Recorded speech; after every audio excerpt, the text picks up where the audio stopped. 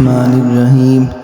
YouTube کے پیارے ناظرین، السلام علیکم ورحمۃ اللہ وبرکاتہ۔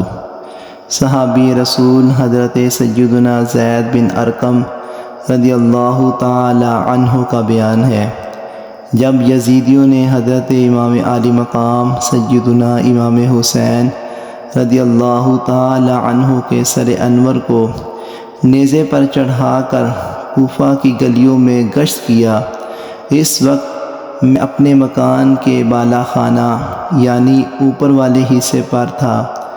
جب سر مبارک میرے سامنے سے گزرا تو میں نے سنا کہ سر پاک نے پارہ 15 سورۃ الکہف کی آیت نمبر 9 کی تلاوت فرمائی۔ ام حسبت ان اصحاب الکہف والرقیم کانوا من آیاتنا عجبا۔ ترجمہ: کیا تمہیں معلوم ہوا کہ پہاڑ کی کوہ یعنی غار اور جنگل کے کنارے والے ہماری ایک عجیب نشانی تھے؟ اسی طرح ایک دوسرے بزرگ رحمۃ اللہ تعالی علیہ نے فرمایا کہ جب یزیدیوں نے سر مبارک کو نیزے سے اتار کر ابن زیاد بد نحاد کے محل میں داخل کیا تو آپ رضی اللہ تعالی عنہ کے مقدس ہونٹ ہل رہے تھے اور زبان اقدس پر پارہ 13 سورہ ابراہیم کی آیت نمبر 42 کی تلاوت جاری تھی۔ وَلَا تَحْسَبَنَّ اللَّهَ غَافِلًا عَمَّا يَعْمَلُ الظَّالِمُونَ۔ ترجمہ: اور ہرگز اللہ کو بے خبر نہ جاننا ظالموں کے کام سے۔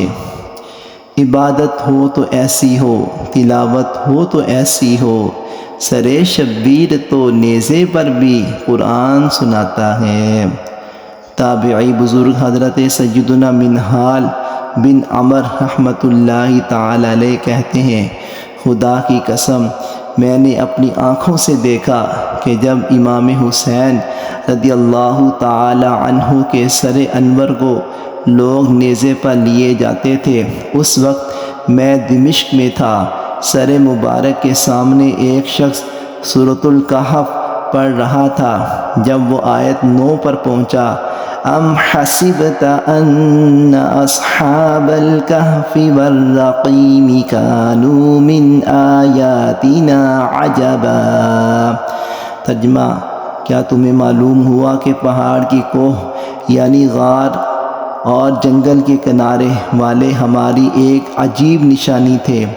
اس وقت اللہ کریم نے قوت گویائی یعنی بولنے کی طاقت بخشی تو سر انور نے بازبان فصیح فرمایا، اعجب من اصحاب الکہف قتلی و حملی، یعنی اصحاب کہف کے واقعے سے میرا شہید ہونا اور میرے سر کو لیے پھرنا عجیب تر ہے۔ سر شہیدان محبت کے ہیں نیزوں پر بلند، سر شہیدان محبت کے ہیں نیزوں پر بلند، اور اونچی کی خدا نے قدر و شان اہل بیت۔ پیارے پیارے اسلامی بھائیوں، صدر الافاضل حضرت علامہ مولانا نعیم الدین مراد آبادی رحمۃ اللہ تعالی علیہ اپنی کتاب سوانح کربلا میں یہ حکایت نقل کرنے کے بعد فرماتے ہیں، در حقیقت بات یہی ہے، کیونکہ اصحاب کہف پر کافروں نے ظلم کیا تھا اور حضرت امام عالی مقام رضی اللہ تعالی عنہ کو ان کے نانا جان صلی اللہ تعالی علیہ وآلہ وسلم کی امت کے لوگوں نے مہمان بنا کر بلایا، پھر بے وفائی سے پانی تک بند کر دیا۔ آل و اصحاب علیہم رضوان کو حضرت امام پاک رضی اللہ تعالی عنہ کے سامنے شہید کیا، پھر خود حضرت امام عالی مقام رضی اللہ تعالی عنہ کو شہید کیا۔ اہل بیت کرام علیہم رضوان کو اسیر یعنی قیدی بنایا، سر مبارک کو شہر شہر پھرایا۔ اصحاب کہف سال ہاں سال کی طویل نیند کے بعد بولے، یہ ضرور عجیب ہے، مگر سر انور کا تن مبارک سے جدا ہونے کے بعد کلام فرمانا عجیب تر ہے۔